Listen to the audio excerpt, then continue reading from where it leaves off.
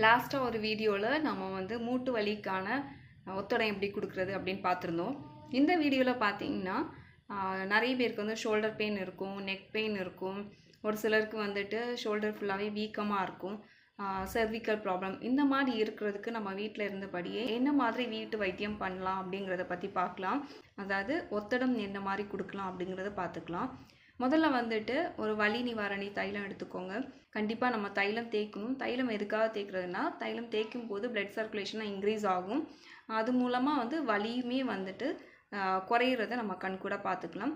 கழுத்துலேருந்து கை வரைக்கும், எந்த கை உங்களுக்கு வலி இருக்கோ அந்த கை வரைக்கும் நல்லா தேய்ச்சி விடணும். தேய்ச்சதுக்கப்புறமா ஒரு ஒத்தட முறை ரொம்ப ரொம்ப சிம்பிள் தான். எப்படின்னா, ஒரு நார்த்தங்காய் வாங்கிக்கோங்க. நார்த்தங்காவை சின்ன சின்னதாக கட் பண்ணிவிட்டு கல் உப்பு போட்டு மஞ்சள் சேர்த்து வலி நிவாரணி தைலம் வச்சு நல்லா வதக்கிக்கோங்க. வதக்குனதுக்கப்புறமா ஒரு காட்டன் கிளாத்தில் வந்து கிளி மாதிரி கட்டி சூடு பண்ணி நம்ம கழுத்துல இருந்து கை வரைக்குமே நம்ம ஒத்தடம் கொடுத்துட்டு வரணும். இந்த ஒத்தடம் வந்துட்டு 5லேருந்து 7 நாள் வரைக்கும் நம்ம தொடர்ந்து கொடுத்துட்டு வரலாம்.